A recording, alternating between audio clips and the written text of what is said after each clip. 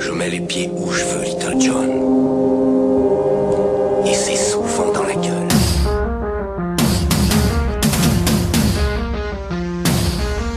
Adrien, travailleur acharné de la bande FM, bosseur sur fond de bossa nova. Souviens-toi, Arbeit macht frei, le travail rend libre.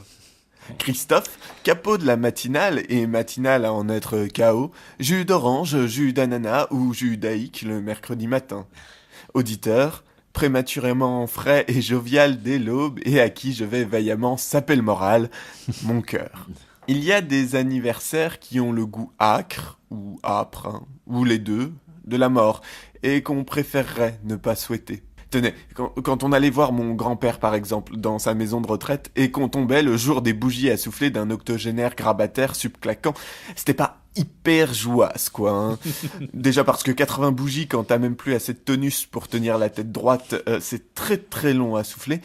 Mais aussi parce qu'on se demande bien ce qu'il y a à célébrer, si ce n'est la lente agonie à laquelle l'homme s'est condamné, persuadé de défier Dieu, la nature, le temps, peu importe, en s'acharnant à faire vivre des peaux plus froissées que mes t-shirts. Bref, du coup, alors que Maurice bave péniblement sur sa 87e bougie après 2h46 de lutte intense contre la gravité, et que le personnel range dans leur chambre les pensionnaires sans que personne n'ait pu toucher au gâteau, je me dis que, passé un certain âge, les anniversaires on devrait peut-être oublier, plutôt que de les laisser devenir des memento mori insupportables.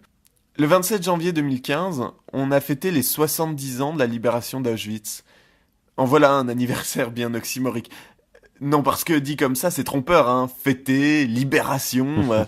C'est sûr qu'avec un champ lexical pareil, ça nous évoque quand même plus les colliers de fleurs et les orgies de chocobon, plutôt que l'horreur nasillarde de l'histoire qui ressasse dans le creux de notre oreille l'inimaginable atrocité dont on n'arrive tellement pas à se remettre que d'aucuns continuent de vouloir se persuader qu'il ne s'agissait là que d'un mauvais rêve.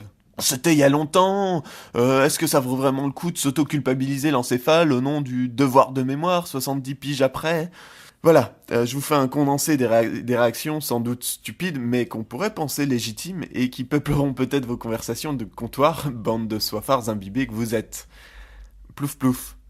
Il y a quelques années, alors que je venais de débarquer dans le Nord, j'avais gagné à McDo, hein, je n'étais pas encore le militant alter écolo coco végétaux incorruptible que je suis devenu, j'avais gagné à McDo un jeu de cartes quelconque que j'avais négligemment posé sur mon plateau. Un père et son fils, dont l'allure générale m'évoquait de suite le luxe et l'opulence faste typique de la banlieue lilloise, s'approchent de moi, les yeux brillants, et me demandent s'ils peuvent regarder le jeu en question. Moi, grand prince, je leur accorde cette faveur, et tandis qu'ils observent sous toutes les coutures, le père me dit « Oh, vous avez de la chance, ça fait 2 semaines qu'on vient tous les jours sans réussir à le gagner. » J'ai hoché la tête, et ils ont reposé le jeu, non sans me remercier platement, et sont partis. Le jeu est chez moi, encore dans son emballage cellophané plusieurs années après, et je le ressors régulièrement pour me rappeler quel sombre connard j'ai fait à ce moment-là de ne pas leur avoir donné. J'aurais pu le jeter, le vendre, l'oublier dans un déménagement, mais il est là, et à mon échelle, il a le goût âpre et acre d'une commémoration. Il n'y a rien de joyeux dans la libération des camps. Ce fut une bonne chose, hein, une chose essentielle, mais il n'y a, à ma connaissance, pas eu de scène de liesse, pas de danse folle dans les rues. La guerre n'était pas finie et l'on ne mesurait pas encore l'ampleur des atrocités commises. Alors oui, même 70 ans après, finalement, de la même façon qu'un gâteau d'anniversaire dans une maison de retraite casse un peu la routine du mouroir, quand bien même il rappelle qu'on est plus proche de la fin.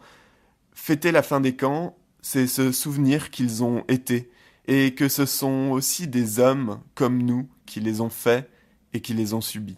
Alors on fête, même si, je sais pas pour vous, mais moi j'ai toujours trouvé ça un peu de mauvais goût d'allumer des bougies pour Auschwitz. Je mets les pieds où je veux, Little John.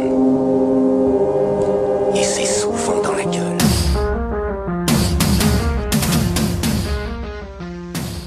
Le bon mot au bon moment, c'était Le Monde selon Pitoum.